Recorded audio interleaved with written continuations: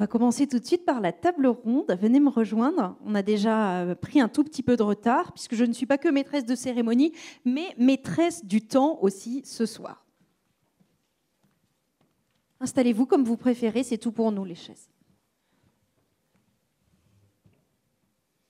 Alors, avant de rentrer dans le vif du sujet, je vais peut-être vous laisser vous présenter un par un rapidement. Je démarre. Bonsoir à toutes et tous.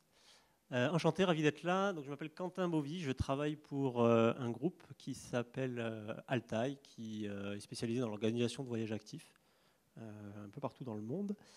Et moi, mon cœur de métier, donc je suis responsable de tout l'aspect tourisme responsable pour ce groupe. Et je suis également spécialisé dans l'organisation de séjours encadrés dans les milieux extrêmes, que ce soit les pôles comme les zones montagneuses. Voilà. Bonsoir. Eh bien, moi, je dirige un office de tourisme intercommunal, celui de Saint-Guillaume-Vallée de l'Hérault. C'est un office de tourisme du Sud, avec la particularité d'être également un lieu qui accueille un grand site de France et qui réunit 28 communes qui ont fait le choix de travailler ensemble une forme de tourisme durable. La feuille de route était claire et ce qui me donne le plaisir de défendre cette destination. Et bonsoir à tous, ravie d'être là. Moi, je suis Marika Rabionella, donc je travaille au réseau des grands sites de France. Donc, on travaille beaucoup avec Fabienne au quotidien ou presque. Je m'occupe plus particulièrement du tourisme durable au sein de ce réseau, puisque en fait, ce n'est pas notre cœur de métier dans les grands sites de France. Le tourisme est une composante, mais c'est une politique nationale qui est portée par le ministère en charge de l'écologie. Et donc, ce sont les paysages les plus remarquables de France, les plus protégés aussi, les plus beaux, les plus attractifs de ce fait, et qui se sont engagés par leur propre initiative dans cette politique de démarche de labellisation, dans le cadre du label Grand Site de France, qui reconnaît donc la gestion exemplaire de ces espaces, mais on en parlera un peu plus en détail. Merci à vous trois. Merci d'avoir accepté notre invitation. On devait avoir aujourd'hui aussi un expert de la CDC Biodiversité qui malheureusement n'a pas pu venir. Et donc, il m'a fallu à peu près 3 heures pour me transformer en expert de la biodiversité. Je vous rassure, j'ai fait une fresque de la biodiversité. On est sauvés. Je vais donc tenter d'introduire le propos. Notre table ronde s'intitule « Tourisme dans les zones naturelles sensibles, stop ou encore ». Je l'ai un petit peu renommé « Est-ce qu'on ne serait pas en train de tuer la poule aux œufs d'or ?» Et comment ne pas trop la tuer d'ailleurs, finalement. Quelques mots de contexte pour qu'on sache tous quand même de quoi on parle. Aujourd'hui, on est dans la 6e extinction de masse. La 5e, c'était les dinosaures. Et c'était il y a quand même un bout de temps. C'est la première fois qu'il y a une extinction qui est due comme ça à une seule espèce, l'être humain. Et ça, surtout, c'est très, très rapide puisque c'est depuis le 19e siècle. Alors, quelques chiffres pour que vous puissiez vous rendre compte du contexte et de la rapidité de cet effondrement. En France, on a perdu 30% des oiseaux en 30 ans, un mammifère sur 4, 70% des plantes sont menacées. En 50 ans, les animaux sauvages, ils ont diminué de 69%. Et en France, à nouveau, plus de 1/3 des espèces sont en danger, principalement dans les milieux humides, littoraux ou la montagne. Tiens, comme par hasard, c'est aussi là où il y a du tourisme. Une coïncidence ? Je ne crois pas. Mais peut-être que, Marika, tu peux nous en dire un petit peu plus sur le rôle du tourisme face à ce constat-là. Merci. C'est vrai que quand on oppose tourisme et environnement, on pense un peu rapidement, et c'est aussi parce que ça a été beaucoup plus médiatisé comme ça, au bilan d'émissions de gaz à effet de serre, on pense beaucoup au transport, on pense énormément aussi aux pollutions, à la gestion des déchets, à l'exploitation des ressources finies, à l'eau, mais aussi à la gestion de l'électricité, notamment quand on est un hébergement touristique. Mais en revanche, quand on pense biodiversité, c'est beaucoup plus invisible, beaucoup plus difficile à toucher du doigt. Et en fait, on a aussi, parmi les pressions qui sont mises sur la biodiversité du fait du tourisme, énormément la question de l'artificialisation des sols, qui est l'un des facteurs importants. Ce n'est pas le seul, évidemment. Les pressions sur les ressources participent aussi à l'aggravation des conséquences du changement climatique et donc de la perte de biodiversité. Tout ça est corrélé, bien sûr. Mais sur les questions d'artificialisation des sols, moi, j'ai trouvé un petit chiffre qui m'a aussi impressionné, qui est que le tourisme est en cause de 8 fois plus de destruction d'habitat que de mise en protection. Et pour autant, c'est le tourisme qui a aussi participé à ce que l'humanité crée des espaces comme les parcs nationaux et les réserves, pour en fait, dans une idée de, il faut préserver, il faut quand même, à un moment donné, se dire il y a une beauté, il y a quelque chose de rare qui attire, qui est facteur d'attractivité. Et ça a été montré par plusieurs chercheurs dont j'ai gribouillé quelques noms, mais dont la Caisse des dépôts connaît très bien plus les détails, qui sont Gosling et Hall notamment, et qui sont en fait, qui ont quand même réussi à trouver un lien entre l'attractivité de certains espaces naturels et le tourisme. C'est-à-dire que la biodiversité est un facteur en fait touristique. Pas directement, c'est un peu dur à imaginer comme ça, mais en fait il y a un lien de cause à effet assez clair, qui est en fait la qualité que ça donne au paysage. Voilà. Du coup, tu nous disais en entrée, en intro plus qu'en entrée, bien que, pourquoi pas. Tu travaillais au Grand Site de France, c'est un peu un label. Est-ce que finalement, ça attire pas de plus en plus de monde quand on est Grand Site de France? Bon, vous avez compris l'idée, si c'est moi qui anime la table ronde, les questions vont titiller un peu. C'est très bien, c'est les questions qu'on nous pose le plus souvent et c'est celles auxquelles je préfère répondre parce que... non, le label Grand Site de France n'attire pas plus de monde en soi. C'est pas un label touristique déjà. C'est pas un label qui va promouvoir le fait qu'un site soit beau. Les sites sont beaux. Le label Grand Site de France, il est décerné sur décision de ministre, encore une fois, de l'écologie, charge de l'environnement, et qui vient récompenser, reconnaître que la collectivité qui est dans les coulisses de la gestion d'un Grand Site de France, du massif du Canigou par exemple, est exemplaire dans son projet de territoire, qu'il a construit un projet avec ses élus, ses partenaires, toutes les collectivités autour, ses offices de tourisme, tous les acteurs, même au-delà de ça, des points de vue un peu plus macro, les acteurs de la biodiversité y compris, a construit un projet, une vision pour le territoire qui dépasse les mandats politiques, qui dépasse même l'espérance de vie humaine parfois, pour se dire ça c'est le cap qu'on donne à ce territoire, qui a du sens pour nous tous et qui a du sens pour la vie en général.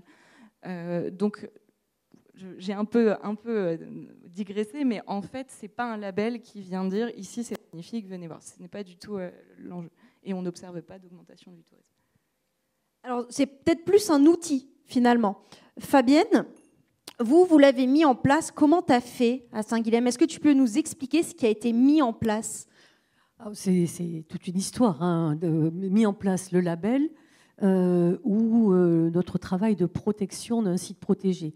Le label, c'est sûr que nous sommes en renouvellement d'ailleurs. Nos élus vont passer leur oral dans 3 semaines maintenant. Et oui, être dans un label, c'est... Je modérerai tes propos, Marika, parce que j'aime bien, en disant oui, c'est aussi faire partie des plus beaux paysages de France. Et pour le territoire, c'est vrai que c'est une fierté. Après, la question, c'est comment est-ce qu'on embarque tout le monde dans cette notion d'un beau paysage, un beau paysage qui est là autant pour les riches que pour les pauvres. Et là, d'un seul coup, se pose la question de, oui, on a beaucoup de monde qui vient nous voir. Et nous avions, une source qui s'appelle la source de Foncode, qu'on appelle le parapluie, qui est un habitat naturel exceptionnel. C'est une casquette calcaire qui surplombe donc les gorges de l'Hérault. Et donc, avec le ruissellement de l'eau, il y a un travail sur les mousses qui en fait un lieu totalement magique, quoi. Je pense que je n'ai rarement vu d'aussi belle. Je ne veux pas parler de l'autre bout du monde, mais voilà, on a la chance d'être vraiment sur un territoire très photogénique.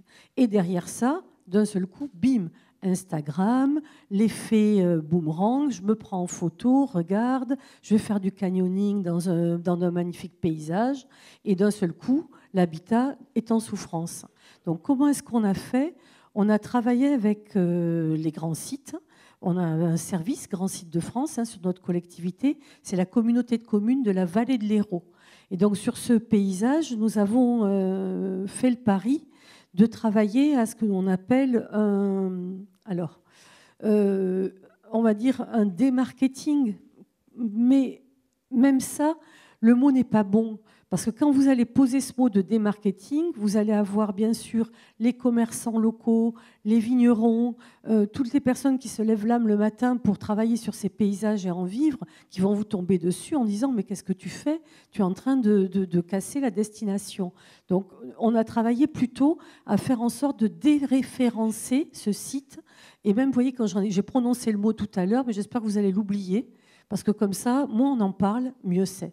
Et donc aujourd'hui, grâce au Code de l'environnement, il y a la possibilité de créer un pouvoir de police pour la protection de ce site. Et aujourd'hui, je me suis faites le test, peut-être, vous allez sur Google, vous tapez parapluie gorge de l'Hérault, et vous allez voir que j'étais très contente cet après-midi, j'ai vérifié encore 2-3 fois. Il y avait des boîtes un peu comme Altaï qui vendent des circuits et qui quand même maintenant intègrent des précisions concernant l'interdiction d'accéder à ce lieu. Donc le travail va prendre beaucoup de temps. Parce que vous voyez, on a payé des gens pour aller travailler sur le référencement. Le Conservatoire naturel de l'Occitanie nous a aidés. Mais on est juste au début de l'aventure. Pour l'instant, ça s'est calmé. C'est tout ce que je peux dire. Donc là, tu nous dis que la loi, elle a quand même évolué. Avant, on pouvait interdire l'accès à des voitures, par exemple, mais maintenant, la loi va plutôt en notre faveur et permet d'interdire l'accès à des humains ? C'est ça. C'est-à-dire qu'aujourd'hui, on n'est pas autorisé à aller sur ce site. Alors vous vous doutez bien qu'on n'a pas mis des grands panneaux, on n'a pas mis des grands fusils et qu'on a essayé de le faire tout en finesse. Donc c'est très frustrant parce que si vous regardez, les petites plaques, elles sont juste sur la rambarde quand il faut se pencher pour voir la petite plaque. Mais ces petites plaques, elles nous donnent l'autorisation aujourd'hui de pouvoir mettre des amendes. Donc voilà, il y a un pouvoir de police qui s'est créé sur la protection de cet espace. Ok. Ça veut dire qu'on a donc des problèmes de capacité de charge. Moi, je me pose la question de à quel moment on décide de plus promouvoir ou de plus vendre, ce qui est ton cas par exemple en tant que tour opérateur, à quel moment on arrête de promouvoir, on prend cette décision. Est-ce qu'il y a un calcul de capacité de charge maximale ? Est-ce qu'on entend un peu parler de ça comme une formule magique ? Comment vous prenez ce genre de décision ? Est-ce qu'il y a un indicateur connu ? Peut-être Quentin d'abord, et puis Fabienne, tu nous diras à quel moment on prend des décisions aussi sur ton site. Ça marche. Alors, nous, on n'a pas de réel indicateur, on n'a pas de suivi de ces éléments-là. Ce qui fait foi, en fait, c'est les retours d'expérience de nos clients. Moi, j'ai vraiment la casquette commerciale par rapport à vous, qui est vraiment plutôt du côté institutionnel. Et donc, moi, je vis grâce aux clients que j'envoie sur le terrain. Et ma valeur ajoutée, c'est de leur promouvoir, de leur permettre une expérience dans des milieux naturels qui soient préservés encore. Et donc, tout notre challenge est là-dessus. C'est, comme tu l'as dit, préserver la poule aux œufs d'or. Notre terrain de jeu, le terrain de jeu de l'aventure, c'est la nature.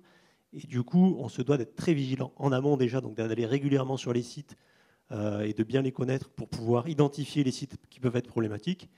Et quand on passe au travers, de toute façon, les clients, ils ne nous loupent pas. C'est-à-dire que très vite, on va avoir des clients qui vont nous faire des retours d'expérience où on va se prendre des tirs parce que le territoire est dégradé, il y a de la surfréquentation, etc. Et donc, la promesse qu'on leur a vendue, elle est biaisée. Donc ça, c'est vraiment notre indicateur principal. Et après, j'imagine qu'on en parlera aussi, mais nous, il y a un gros travail de sensibilisation auprès des équipes qui créent les voyages, parce que c'est un peu le nerf de la guerre. On a parlé de démarketing, nous, on a un vrai enjeu là-dessus, changer un peu les imaginaires pour essayer de faire en sorte que tous les gens qui veulent faire du trek, ils n'aillent pas faire juste le GR20, le tour du Mont Blanc, le tour des Annapurna, etc. Parce que c'est là où, clairement, nous, dans notre cœur de métier, il y a les flux qui se concentrent un maximum. Et du coup, si on accepte que certains sites ne sont plus visitables, comment on explique ça aux visiteurs? Est-ce qu'on assume de dire non, on n'envoie plus nos clients faire le tour du Mont Blanc parce que c'est trop dégradé, de toute façon, c'est pas agréable pour eux, ils vont pas en ressortir contents, de ce que je comprends, et ça dégrade encore plus le site. Comment tu expliques ça à tes clients?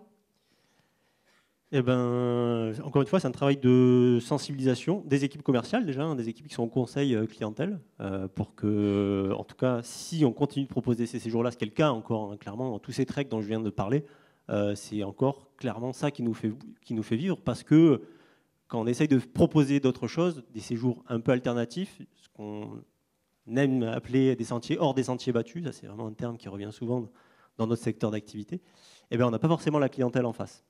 Et donc ça c'est vraiment gênant. Donc c'est là où on se dit qu'il y a un vrai travail de longue haleine pour, même si nous on fait le boulot de notre côté d'essayer de proposer autre chose, il y a un travail de longue haleine pour que les mentalités et les imaginaires par rapport au voyage puissent évoluer. Et donc ça passe par un travail de communication auprès des clients, valoriser des territoires qui sont un peu moins connus habituellement dans notre secteur d'activité du trek, et ça, c'est un vrai enjeu de communication qui prend du temps. Donc on est un peu au milieu du gué, ça se fait gentiment, mais c'est là où c'est particulier, c'est que nous, on est issus du milieu privé, donc finalement, il y a un côté compétitif entre chacune des entreprises qui proposent ce genre de trek.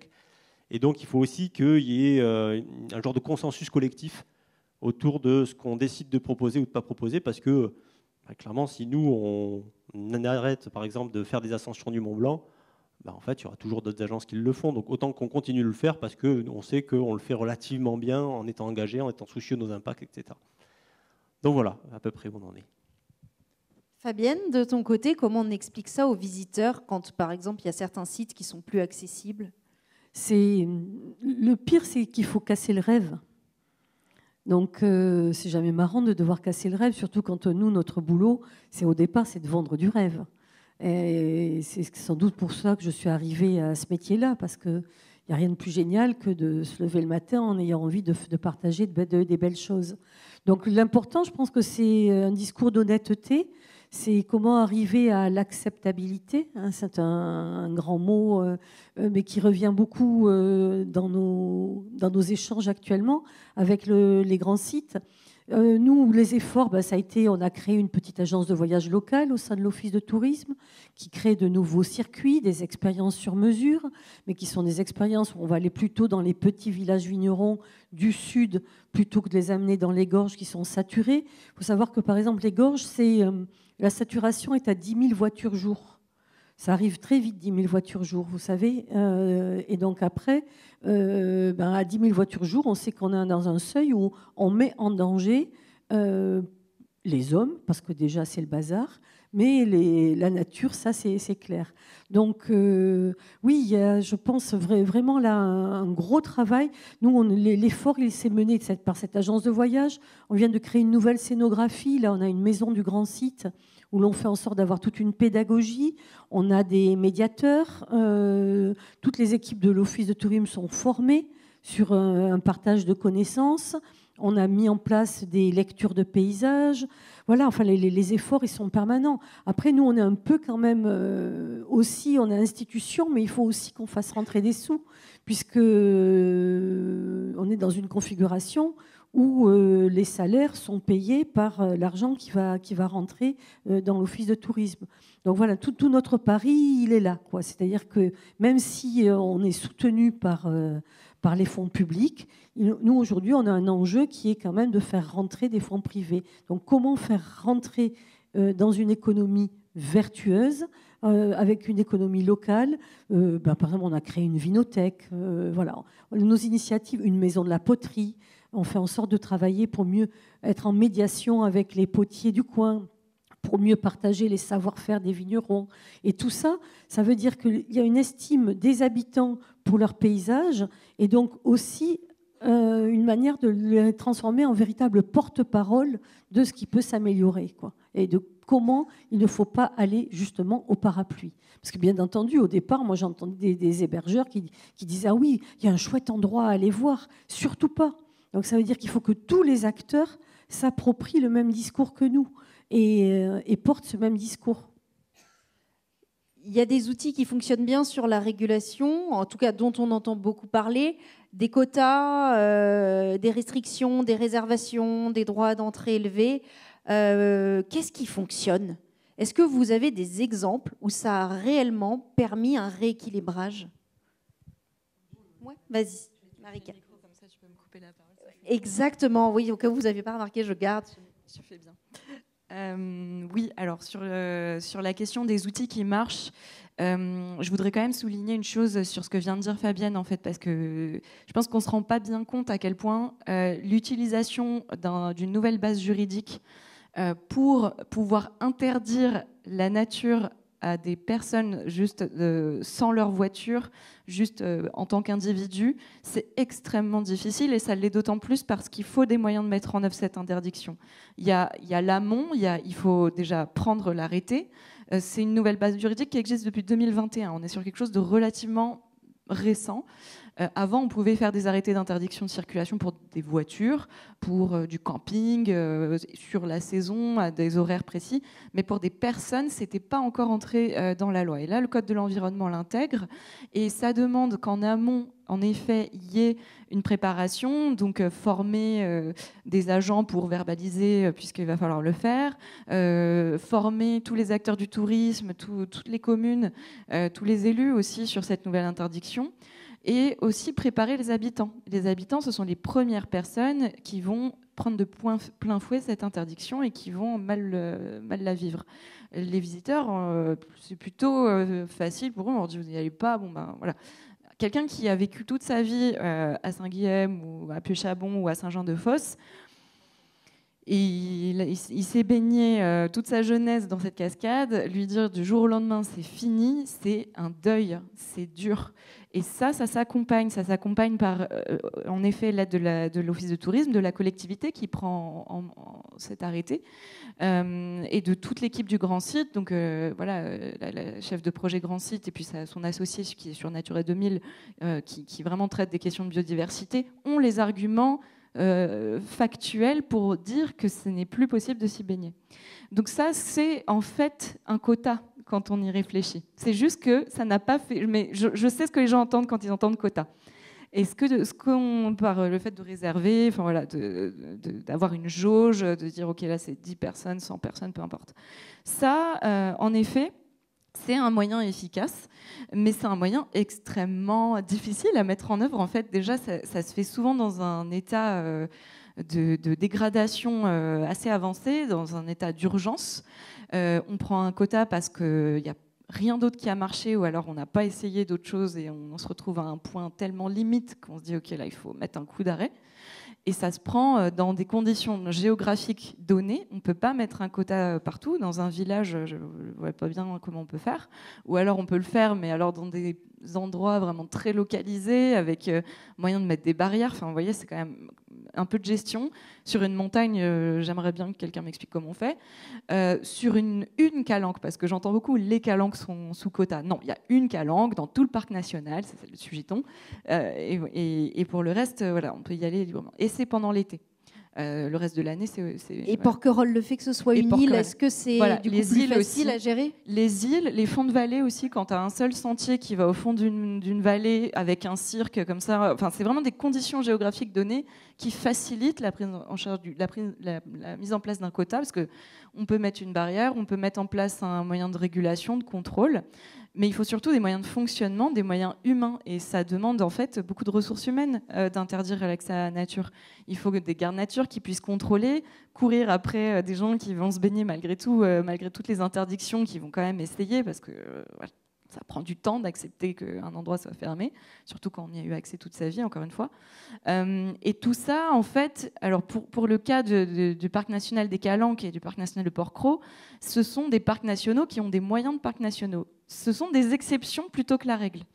En fait, en France, la majorité des espaces naturels protégés sont plutôt gérés par des petites collectivités rurales, comme le cas de la vallée de l'Hérault ou des Gorges du Verdon ou même à Étretat, ça reste un petit syndicat mixte qui gère plutôt une forte fréquentation sur un espace extrêmement réputé, avec des moyens de collectivité plutôt rurales. Et là, c'est là qu'on est confronté à une grande difficulté, c'est que pour pouvoir mettre en place...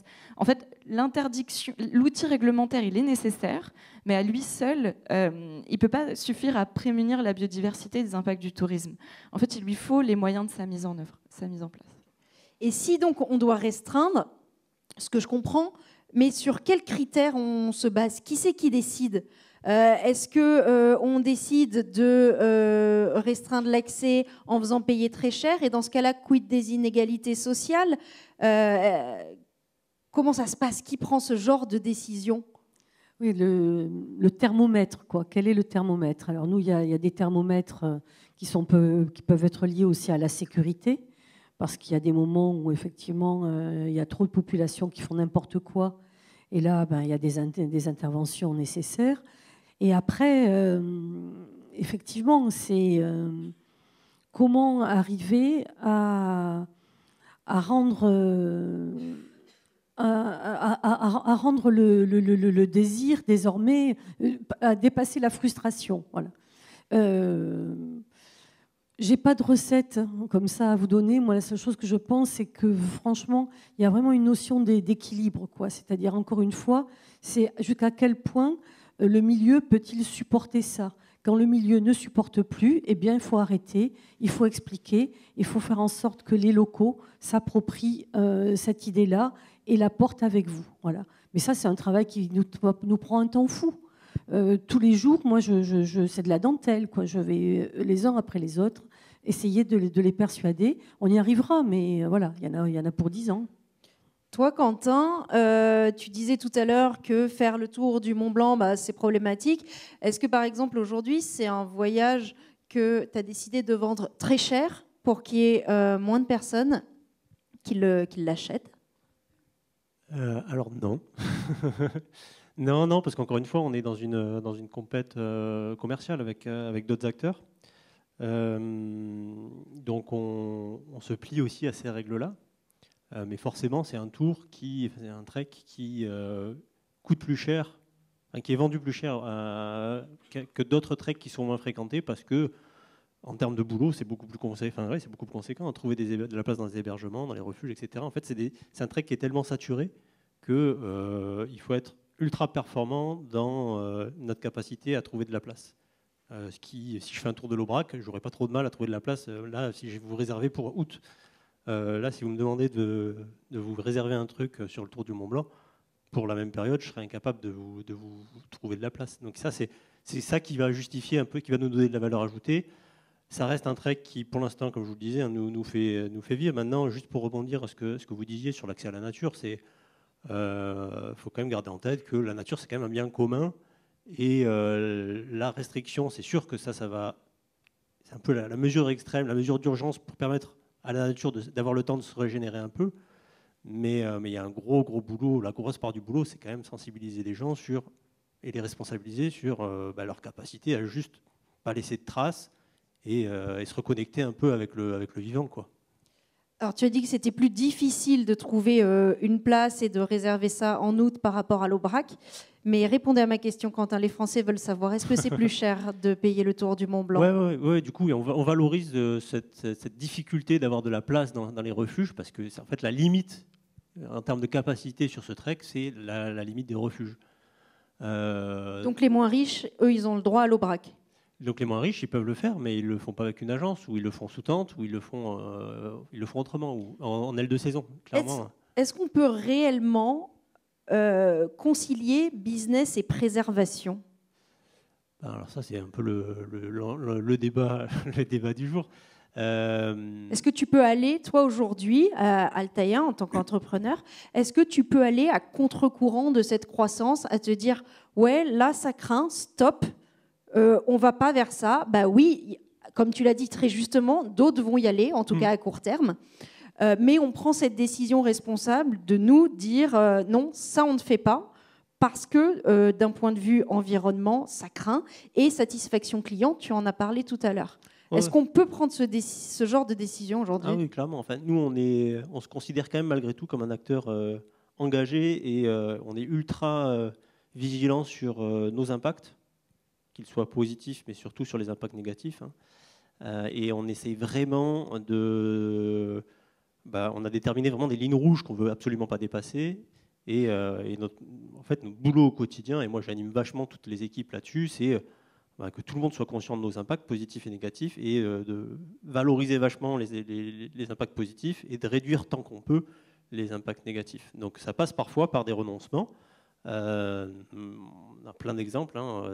C'est surtout en lien avec le gros enjeu, il est surtout sur les interactions avec le monde animal. Là, il y a beaucoup de choses où nous, on va dans des endroits qui sont assez reculés, et donc on a des interactions avec le milieu sauvage et le monde animal, et il y a vraiment des manières de faire qui peuvent avoir des impacts vraiment négatifs. Donc on est très vigilant là-dessus, et il y a des observations, il y a des lieux où on faisait des observations où on a décidé de ne plus aller, parce que l'interaction était complètement néfaste pour le milieu et pour les animaux. Donc voilà, on a fait ces renoncements-là, et on le fera autant qu'il le faudra. Ça, c'est pas un souci. Malgré tout, on a quand même cette problématique-là de les gens qui veulent aller au Vietnam, ils veulent voir la baie d'Along. Les gens qui veulent aller faire un séjour au Pérou, ils veulent aller voir le Machu Picchu, etc. Donc tout ça fait qu'on a du mal à leur vendre autre chose.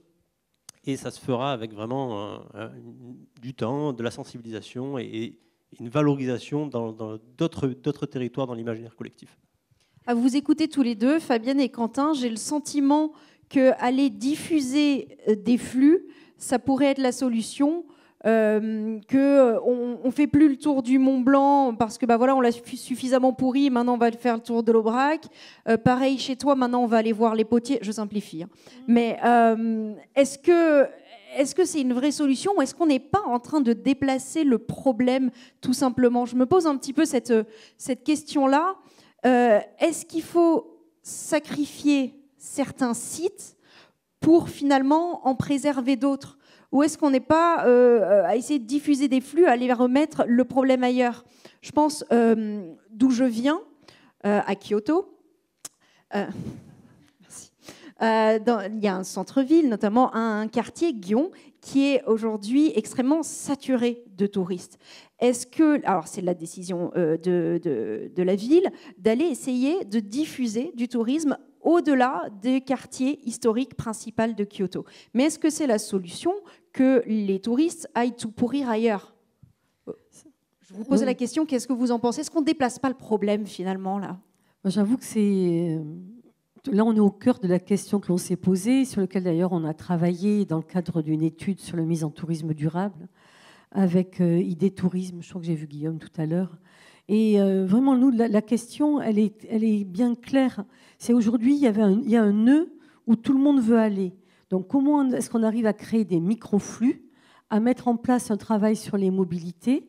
Et c'est pas simplement aller tout pourrir, c'est en mettre un petit peu partout, en permettant à des petits villages qui ont quand même envie d'avoir des retombées économiques, qui aimeraient bien avoir un petit café qui soit ouvert et qui reste ouvert toute l'année, plutôt que une guitoune qui n'ouvre que pendant 2 mois. Donc c'est tout ce travail-là, mais qui demande une attention de dingue, parce qu'on est vraiment sur du micro-chirurgical, quoi. Il faut vraiment travailler au cas par cas, projet par projet, que chaque hébergeur entende aussi notre raisonnement. Moi, je pense que c'est possible. Sinon, de toute façon, j'aurais déjà baissé pavillon, quoi. Mais aujourd'hui, on est encore face...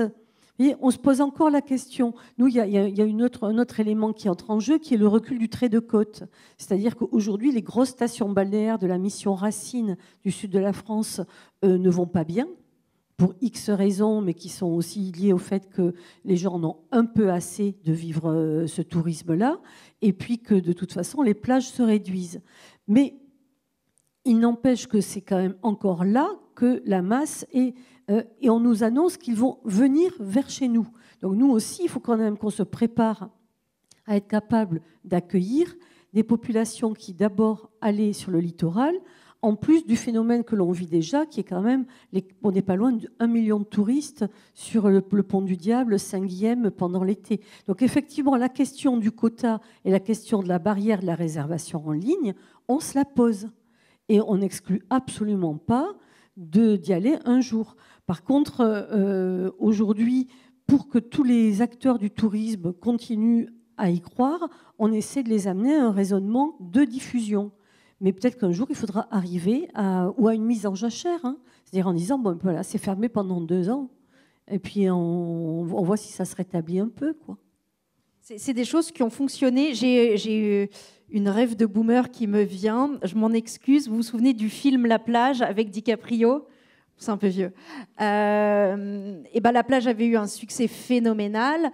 Et victime de son surtourisme, ils ont fini par la fermer complètement et mis en jachère. Et derrière, au bout de 6 mois, les requins étaient revenus, etc. Donc c'est vrai que c'est aussi des choses qui fonctionnent quand on met comme ça des lieux en jachère. Mais je veux bien que tu répondes à ma question sur la diffusion des flux. Est-ce que c'est une solution ou un problème selon toi ? Est-ce qu'on va juste déplacer le problème quand on déplace des flux ?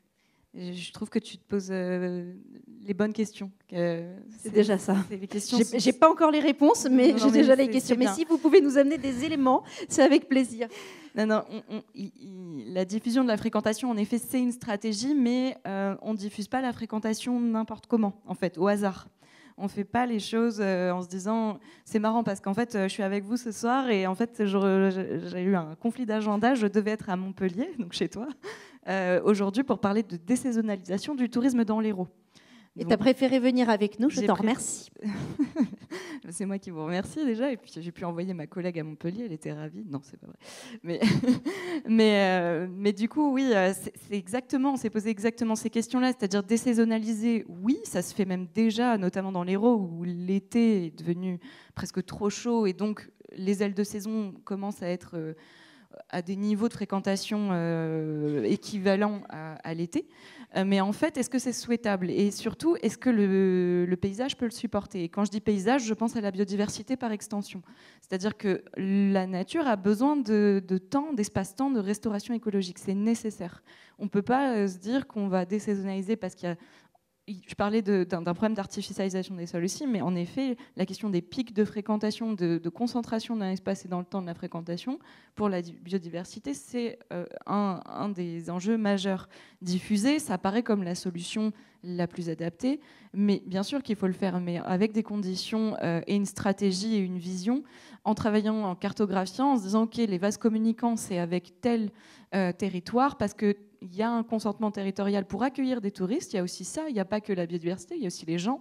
Est-ce que les gens sont prêts à accueillir ? On va arriver sur l'acceptabilité un peu après, mais est-ce qu'il y a des personnes, des villages qui ont envie d'accueillir des touristes ? Est-ce que, en effet, la question que soulevait Quentin tout à l'heure, c'est quand on veut voir le Mont Blanc et qu'on propose une autre montagne à la place, est-ce que finalement ça marche ? Pas du tout. Quand je viens me baigner à la cascade du Parapluie, je veux me baigner, je ne veux pas aller voir un potier, je veux aller dans l'eau. Donc tu vas à la poterie. J'irai après chez le potier. Mais l'objet de mon désir est déjà celui de la baignade, dans un cadre idyllique. Il faut travailler cette diffusion de la fréquentation de façon très stratégique, et ça se fait dans le cadre de planification, voilà, avec énormément de travail et d'intelligence collective, et surtout avec les habitants aussi.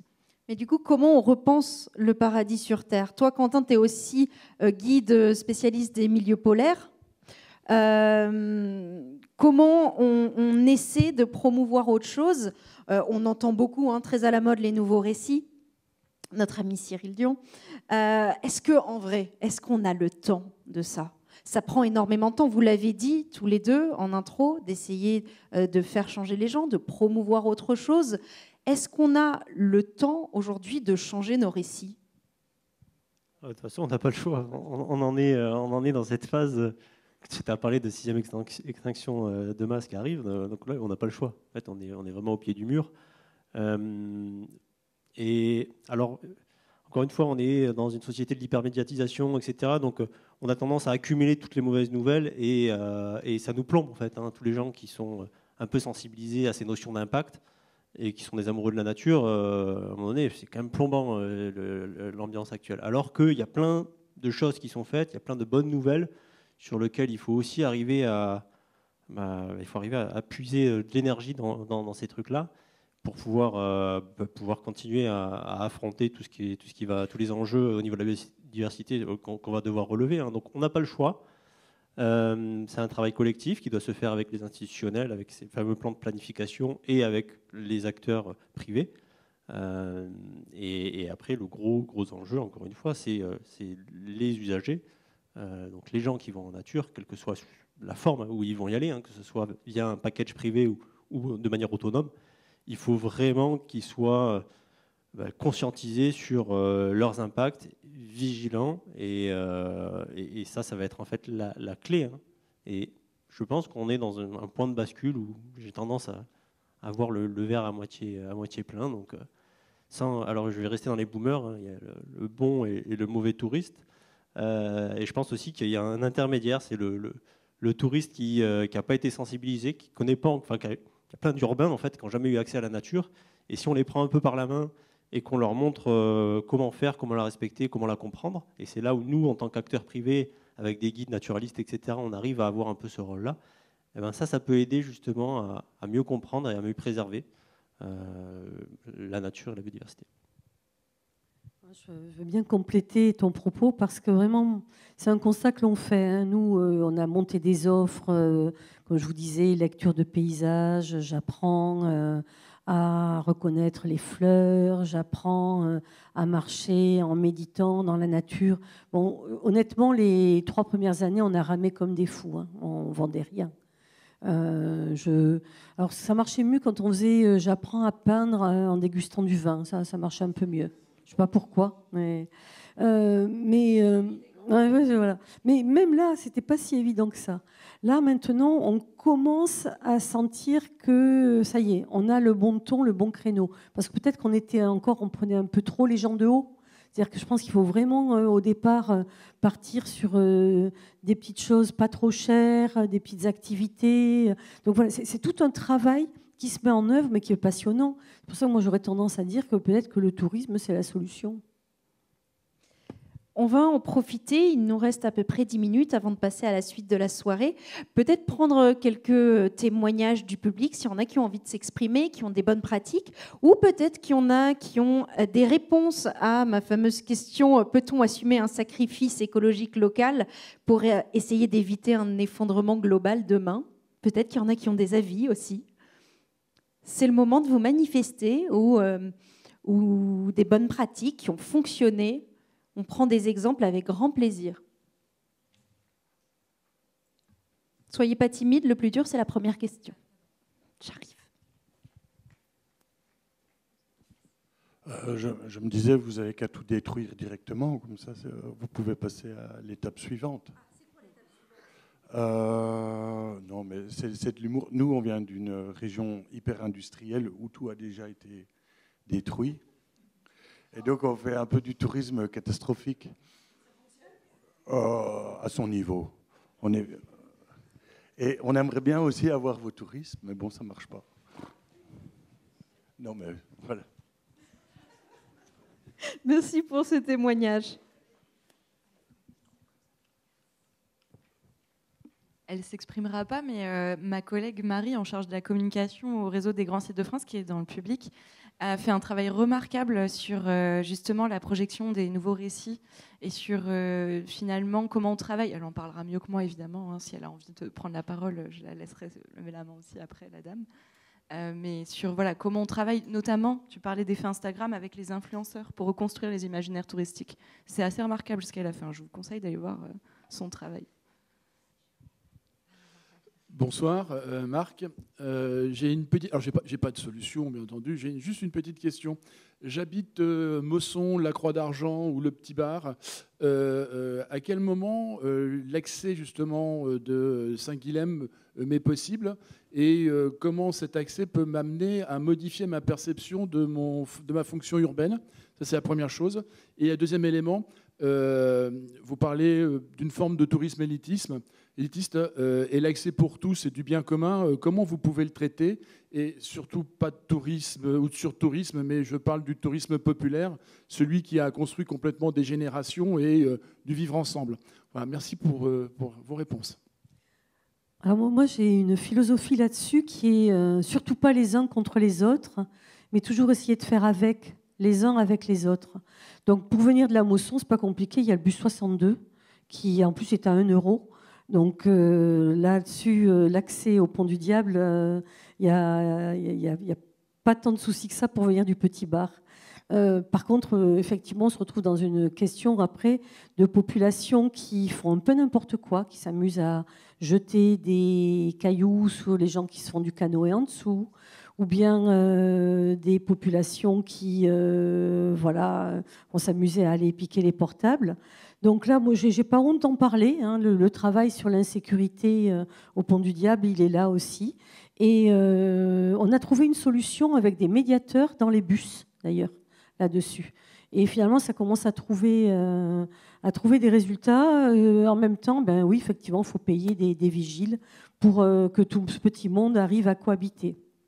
Donc oui, le tourisme populaire, nous, c'est 90% de la population.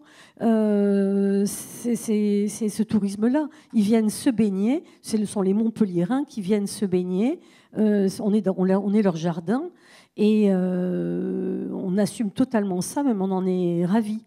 Là, on vient par exemple d'installer un nouveau restaurateur en concession à la Maison du Grand Site qui va vendre des paniers pique-nique à des prix très abordables pour justement réussir à installer aussi une bonne alimentation, une journée au bord de l'eau.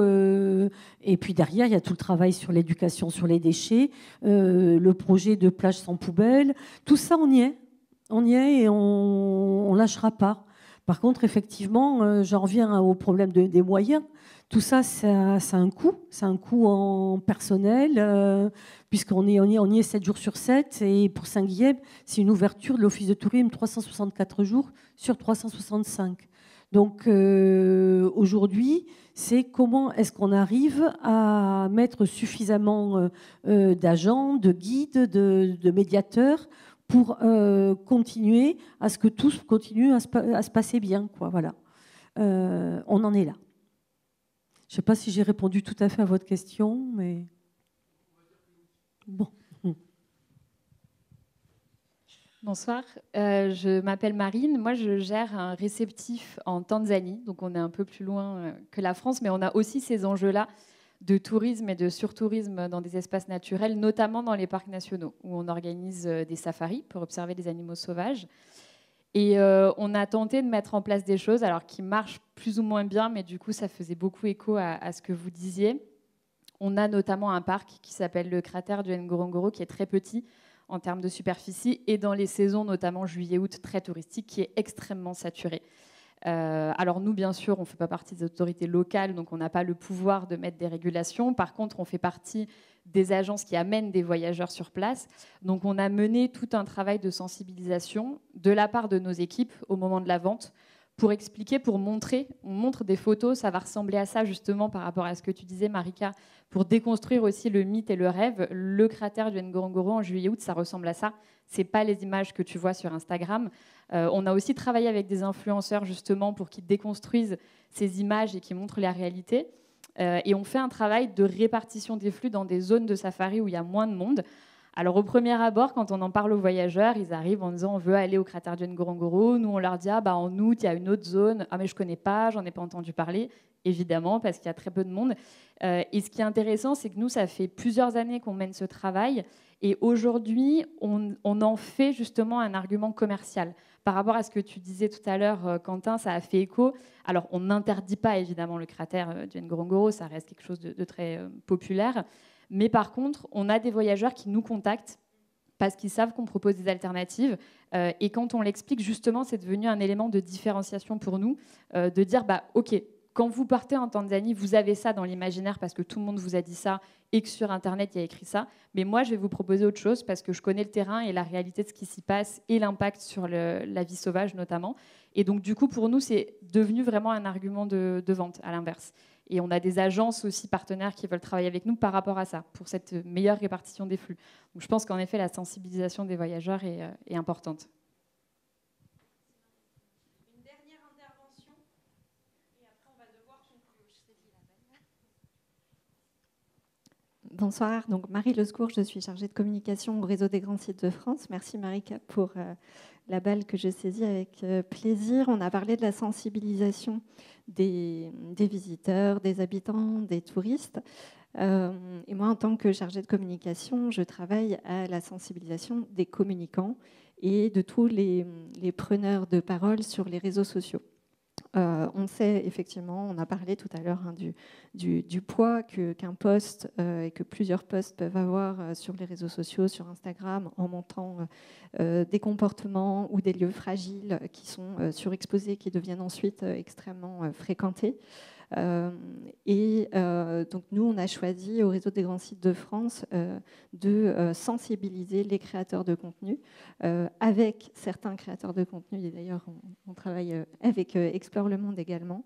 Et on a produit 2 guides. Un guide d'inspiration pour les créateurs de contenu avec l'illustration de bonnes pratiques pour une communication digitale qui soit en phase avec les valeurs du tourisme durable. Et donc, voilà, c'est un guide d'une 30aine de pages qu'on a aussi décliné en format poster avec des exemples et aussi des contre-exemples d'une photo.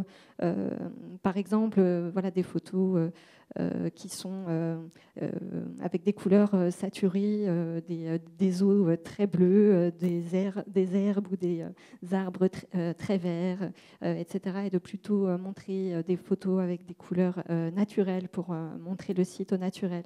Bien sûr, il y a les questions de saison, de hors-saison, de pratiques de mobilité durable et mobilité douce plutôt que polluante, etc. Il y a vraiment beaucoup d'exemples et de contre-exemples. Et on travaille aussi à un guide pratique pour les commanditaires de créateurs de contenu. Donc, vous tous ici dans la salle, peut-être êtes-vous commanditaires de créateurs de contenu. Vous allez peut-être commander un reportage à des photographes, des vidéastes, des influenceurs.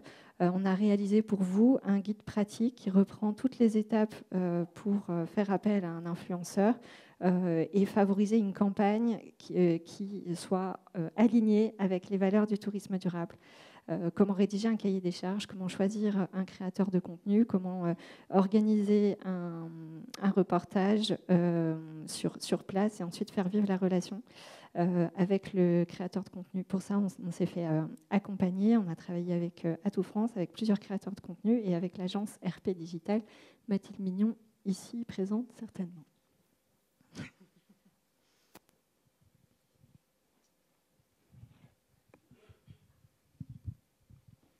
Merci pour ces bonnes pratiques et ces éléments complémentaires. Une dernière question pour conclure, même si le sujet est vaste, et il nous faudrait bien plus qu'une heure. Qu'est-ce que c'est un tourisme acceptable en 2025 ? Quand je vois l'état du monde et quand j'écoute tout ce qui s'est dit cet après-midi à la fresque de la biodiversité, je me demande quand même au fond de moi si on peut encore l'encourager comme une filière économique majeure aujourd'hui. Je peux te laisser peut-être la parole sur la conclusion. Merci de ta confiance. Je vais essayer de ne pas te décevoir. Est-ce qu'on peut encore croire en un tourisme acceptable ? Je pense que oui. Encore, moi aussi, sinon je ne ferais plus le métier que je fais. Mais c'est vrai que je suis très biaisée par mon travail et par le travail remarquable que mènent les grands sites de France au quotidien, qui m'impressionnent tous les jours de leurs travaux et de leur façon d'innover sur des territoires où, encore une fois, extrêmement ruraux, où il y a peu de choses, peu de leviers d'action. Néanmoins, ils ont toujours en tête ces trois grands piliers sur lesquels repose toute leur démarche, qui est finalement on préserve un paysage avec sa biodiversité, on préserve le vivant dans sa forme la plus brute. On accepte, on accueille les visiteurs, on leur permet de venir, on leur permet de venir pour qu'ils aient en revanche l'expérience de visite la plus agréable possible. Et ça demande à ce que le site pose des conditions, non pas pour interdire dans l'absolu de venir, mais pour interdire ce qui n'est pas acceptable. Et ça conditionne fatalement le tourisme qu'on va faire dans ces espaces-là. C'est-à-dire que, de fait, la fréquentation est là. Ces espaces, ils sont extrêmement beaux. Tout le monde a envie d'aller les voir. Ils ont le luxe de pouvoir choisir leur tourisme d'une certaine façon. De pouvoir dire ça, c'est OK, ça ne l'est pas. Et comme ça ne l'est pas, on va dire que c'est interdit à partir d'aujourd'hui. Par contre, les gens sont toujours les bienvenus, selon nos termes, chez nos artisans, pour faire vivre notre économie locale, rencontrer nos agriculteurs parfois, nos restaurateurs, nos hébergeurs de qualité, avec un vélo de préférence, plutôt que la voiture ou en navette quand elles sont mises en place. Et il y a un troisième volet, tu parlais d'acceptabilité, et c'est le troisième pilier, parce que j'en ai évoqué que deux là, c'est celui du cadre de vie des habitants, qu'on oublie encore une fois un peu trop souvent, c'est-à-dire que ce sont des espaces qui sont pleins de biodiversité, qui sont vivants, mais vivants aussi par l'homme, et qui est finalement indissociable de cette équation.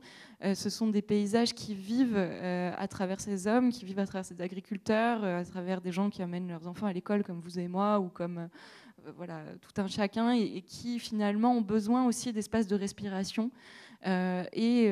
Certains ont vocation ou envie et consentent à accueillir des visiteurs, d'autres moins ou sont fatigués. On peut le comprendre. Et le tout, c'est de réussir à maintenir un équilibre et une harmonie là-dedans. Et c'est un travail extrêmement compliqué. Merci à vous trois, c'était très cool, très intéressant. Si le sujet vous a plu, voyez-le comme une mise en bouche, puisque nous aurons le plaisir de nous retrouver le 9 et 10 octobre aux Universités du tourisme durable à Angers cette année, où le thème central sera le vivant, la biodiversité. Et donc, on tentera de continuer à apporter des solutions, des bonnes pratiques en tout cas, sur tous ces sujets-là. Merci beaucoup à vous trois.